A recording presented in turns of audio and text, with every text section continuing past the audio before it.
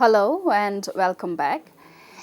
So we had been discussing about the paper on epistemology which has been introduced to the 6th semester students of University of Delhi, a philosophy honors NEP syllabus. And we had been discussing the theme on skepticism and the epistemology. This is Dr. Ananya Barwa, Associate Professor in the Department of Philosophy, Hindu College. Now going ahead, Duncan Pritchard discusses perceiving someone else's mind within the broader framework of epistemology, skepticism and knowledge acquisition. His views are primarily shaped by virtue epistemology and anti-skeptical strategies. While he does not explicitly advocate for a strong direct perception theory, he engages with the question of whether we can perceive other minds rather than merely infer them. And for these, let us dive on into the debate of perception of other minds, the debate. Traditionally, philosophers have debated whether we infer the existence of other minds via analogy or best explanation or directly perceive them in behavior and expression. Direct perception theory, some argue that we do not infer mental states but rather see emotions, thoughts or intentions in another person's actions, facial expressions and tone. Inferential view, others claim that we observe behavior and then infer mental states based on patterns and experience. Pritchard engages with both views but ultimately leans towards a middle ground, incorporating elements of both perceptions and inference. Pritchard's engagement with perceptual knowledge of other minds is that a perception alone is not sufficient. Pritchard is skeptical of the idea that we can fully perceive another mind in the same way we perceive physical objects. He argues behavioral cues are not always transparent. People can fake emotions, hide their thoughts, or behave in ways that do not align with their mental states. Example, someone smiling does not necessarily mean they are happy. So, mental states are internal. Unlike external objects, chair or a tree or a table, mental states do not have a straightforward sensory presence. This suggests that perception alone cannot be the whole story. Thus, Pritchard rejects strong versions of direct perception theories which claim we see others' mental states as directly as we see a color or shape. Perception and epistemic view, a hybrid view. While rejecting strong direct perception, Pritchard does not fully endorse a purely inferential model either. Instead, he argues that perception provides immediate evidence. When we interact with others, we do not merely observe behavior and then rationally they infer mental states. There is an intermediate awareness of their emotions. This suggests that perception plays an epistemic role in recognizing other minds. Inference and cognitive abilities work together. Our belief in other minds is an epistemic achievement relying on both perception and inference. Our cognitive virtues like empathy, social cognition, and pattern recognition allow us to interpret mental states in a reliable way. Perception and epistemic view, a hybrid view, we have seen that knowledge of other minds is reliable but fallible. Because our cognitive faculties are generally reliable, we track truths about other minds even though mistakes are possible. This means that knowledge of other minds does not require certainty. It only needs to be formed in virtuous and truth-conducive way. Thus, Pritchard bridges the gap between direct perception theories and inferentialists. We do not just infer other minds like a scientist analyzing data, but neither do we simply see other minds as we see a red apple. Instead, we perceive behavior in a way that is guided by reliable cognitive faculties. So, as we can see on this table shown in the PPT, Pritchard's virtue theory approach suggests that knowledge of other minds comes from a reliable interaction between perception and inference, and the steps and its corresponding role in perceiving other minds are: first, observe behavior, and its role in perceiving other minds is we see expressions, actions, gestures. Second, recognize patterns, and the role in perceiving other minds is we detect sadness, joy, or intent from facial expressions and tone. 3. Apply cognitive virtues, and that is our social cognition and reasoning abilities help us interpret behavior. 4. Form a reliable belief where we conclude that someone is angry, sad, or thinking based on reliable faculties. So, this means that we perceive the presence of a mind, but in a cognitively enriched way, not purely as an inference nor as direct as seeing a color. Further, in this table, as we can see in the PPT here, the views about Pritchard's versus other theories, we see that the direct perception theory, others' views on perceiving other minds, is that we see mental states directly in behavior, and Pritchard's stance has been that it is too strong. Mental states are not like colors or objects. Inferential theory, views on perceiving other mind has been that we infer minds from behavior. Pritchard's stance has been that it is too weak. Perception plays a role in understanding emotions. So, the theory of Pritchard's hybrid view has been about the view on perceiving other mind is that perception gives immediate awareness, but cognitive virtues guide interpretation.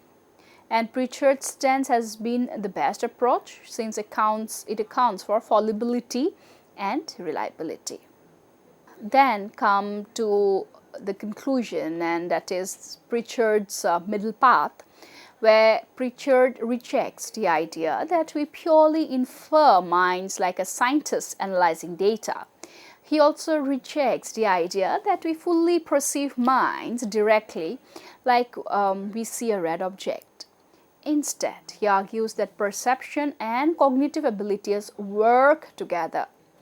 We immediately register behavior. Our cognitive virtues reliably interpret it. This leads to justified knowledge of other minds, even though mistakes can happen.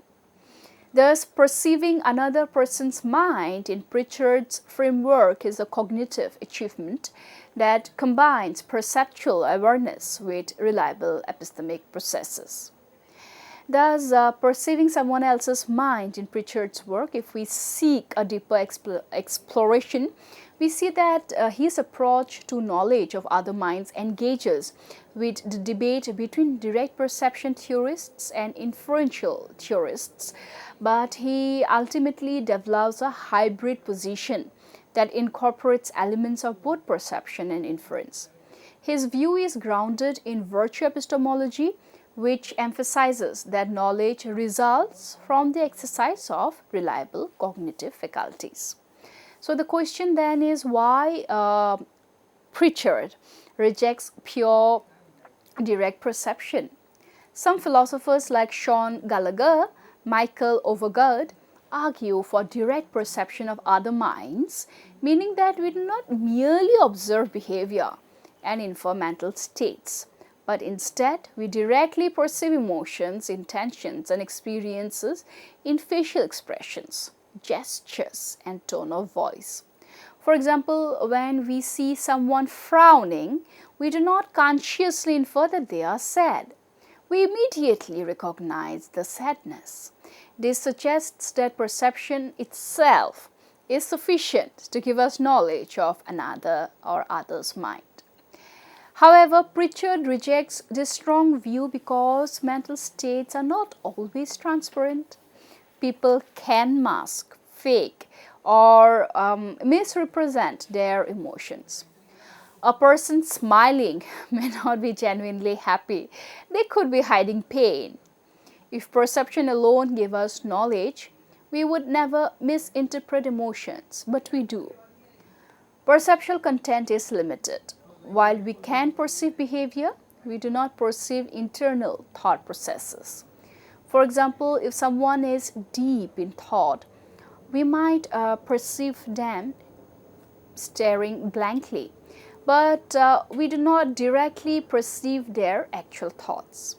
Thus, Pritchard argues that perception alone cannot fully explain our knowledge of other minds. So the second question is, why does he reject pure inferentialism?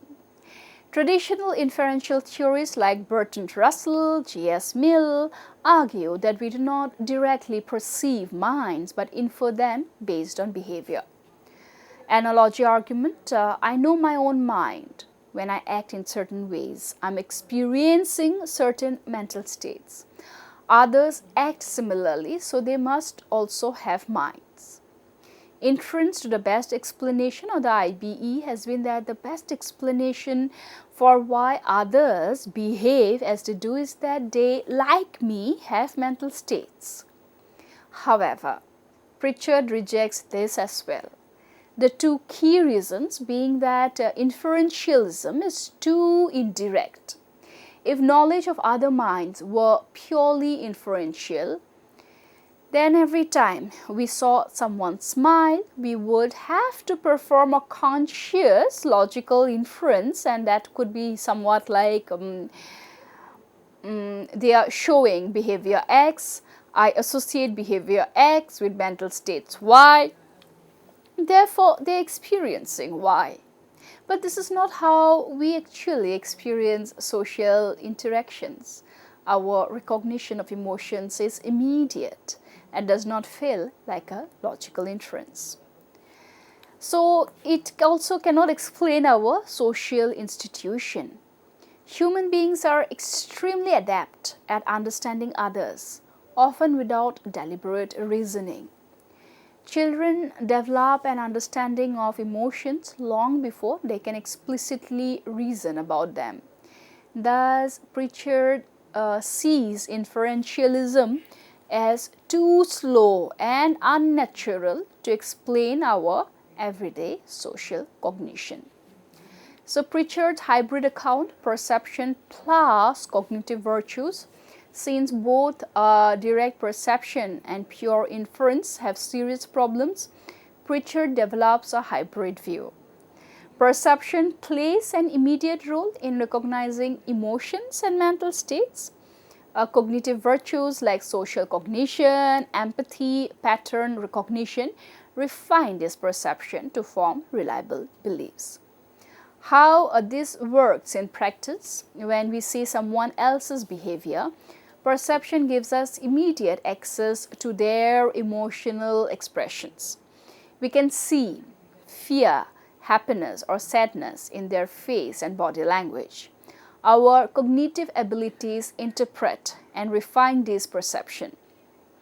If someone is smiling but their voice sounds shaky, we recognize they may be nervous rather than happy. How this works in practice: epistemic virtues ensures that our belief about their mental state is reliable. Through experience, social learning, and empathy, we become skilled at correctly identifying others' emotions and thoughts. Thus, we do not merely infer other minds, nor do we fully perceive them in a direct way.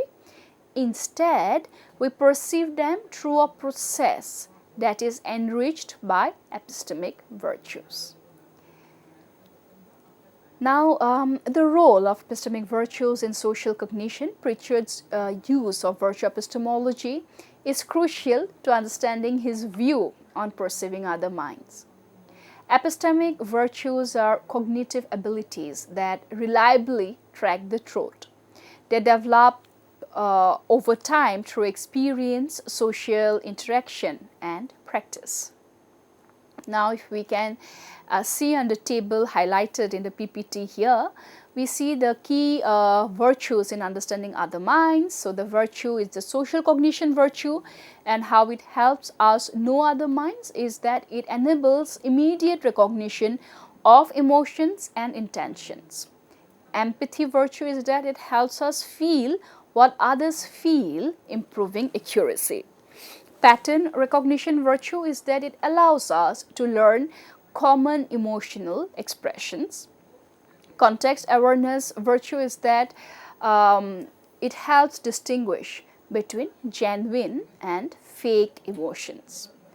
By developing these virtues, we become better at perceiving and understanding other minds in a way that is more reliable than mere inference, but richer than direct perception.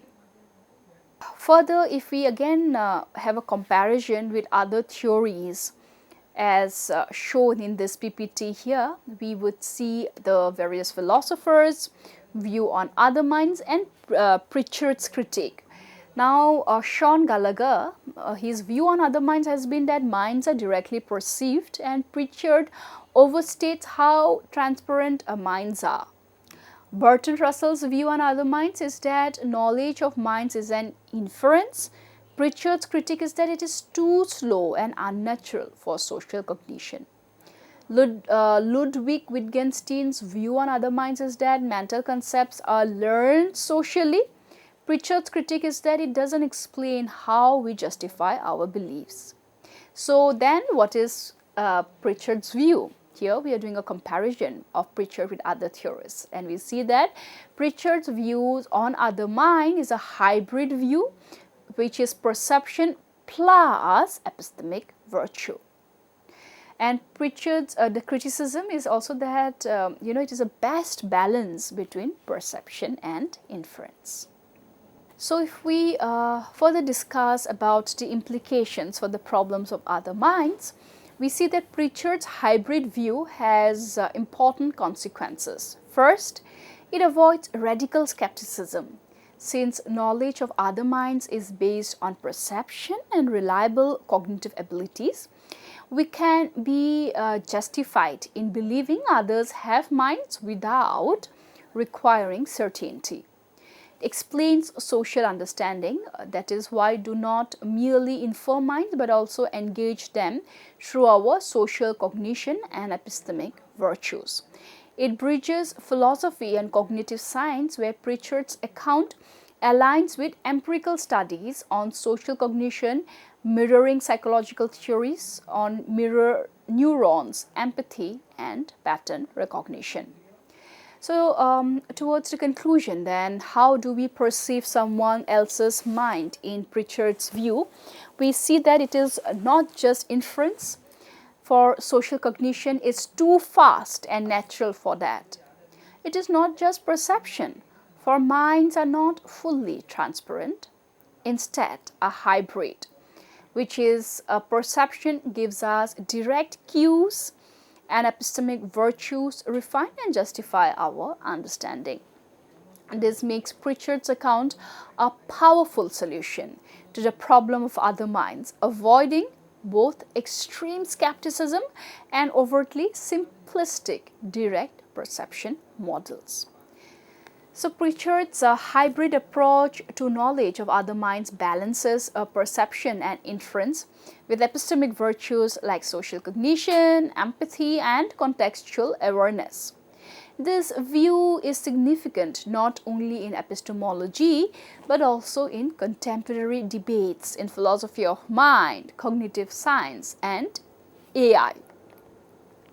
So further, if we now discuss as from the PPT here, Pritchard versus other contemporary theorists of other minds, we see that contemporary theorists like Sean Gallagher and Dan Zahavi from phenomenology, the theory of other minds, their theory of other minds has been that direct perception, we see emotions and intentions in behavior.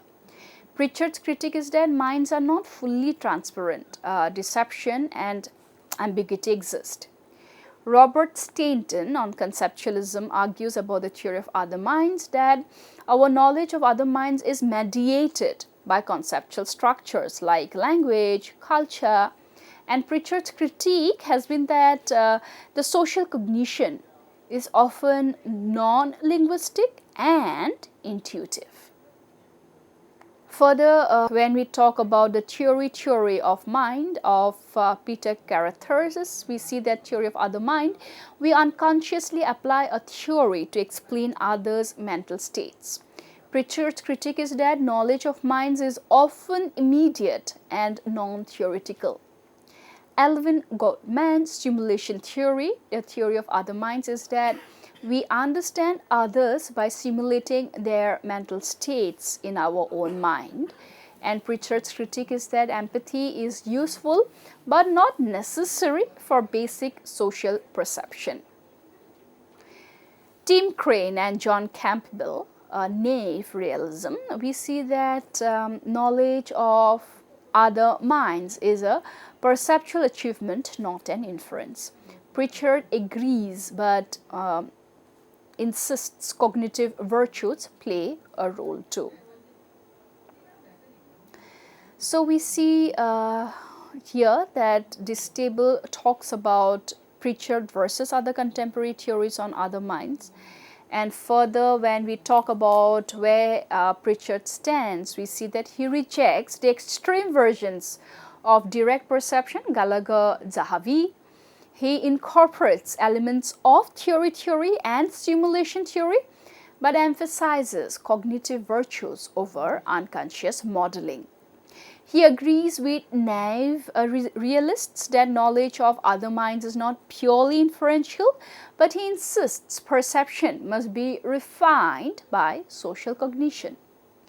This middle path allows Pritchard to account for both the reliability and falsifiability of social understanding, making his theory more empirically grounded than purely philosophical models.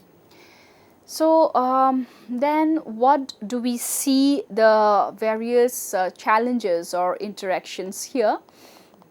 We see that this particular feature, it has implications for AI and social robotics. Pritchard's hybrid model has profound implications for AI, machine learning and social robotics, where artificial systems must recognize and respond to human emotions and intentions. So what is the challenge? Can AI perceive minds? Current AI relies on pattern recognition but lacks the cognitive virtues that Pritchard considers crucial. Facial recognition AI, example emotion detection cameras, assumes a direct perception model, but this is problematic. For AI can misinterpret fake smiles or masked emotions.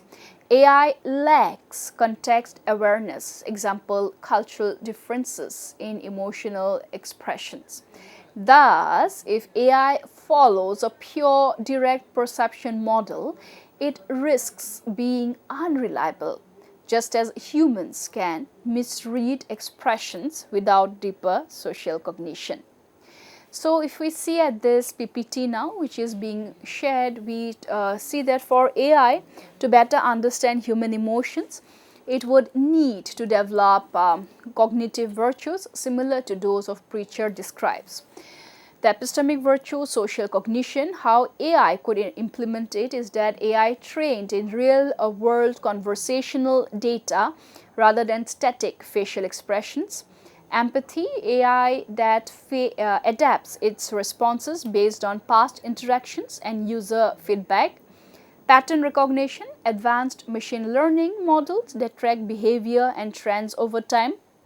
Context awareness, AI that integrates cultural and situational factors into emotion recognition. So we see that social robots like Pippa, Sophia or AI assistants would benefit from a hybrid approach that combines perceptual cues, facial expressions, tone of voice, which are the initial assessment of emotions, with pattern learning and contextual adjustment, which is refining these perceptions or these initial assessments of emotions over time with interactive feedback loops where we are using real-time human responses to improve accuracy. Thus, Pritchard's view suggests that truly social AI must go beyond pattern recognition and develop epistemic virtues that humans use to understand minds. Now, what are the challenges and future directions? Challenges for Pritchard's view, we see that while Pritchard's hybrid approach is a strong alternative to pure perception or pure inference, it faces some theoretical challenges. One, can epistemic virtues be fully defined? What exactly counts as an epistemic virtue, and how do we measure it? Social cognition is complex and influenced by culture, biology, and personal history. Are we overestimating perception? Even if perception plays a role in knowing minds, some argue that mental states are still fundamentally hidden. That is the problem of private experience. So where is the future research directions? The future research direction is the neuroscientific validation, where studies on mirror neurons, empathy, and cognitive developments could help confirm whether perception cognitive virtue is the best module. AI and adaptive learning. If AI could develop cognitive virtues over time, would it still be fundamentally different from human understanding? How can AI models integrate long-term social learning rather than just instantaneous perception? Implications for ethics. If AI or social robots misinterpret human emotions, who is responsible? Could manipulative AI exploit emotional recognition for unethical purposes? Example, sales, persuasion, political propaganda. Thus, when we conclude, we see that the significance of Pritchard's view has in his hybrid model of perceiving other minds, it offers a stronger alternative to pure perception and pure inference models. He gives a naturalistic cognitive approach that accounts for social intuition, and it is a framework for improving AI and robotics, emphasizing the role of cognitive virtues in understanding emotions and intentions. Thus, the key takeaways here are quickly: one, we do not merely infer other minds, nor do we fully perceive them. Two, we perceive behavioral cues, but knowledge requires cognitive virtues like empathy, pattern recognition, and social context awareness. And three, AI and robotics must move beyond basic emotion recognition towards social cognition and adaptive learning. Thank you so much.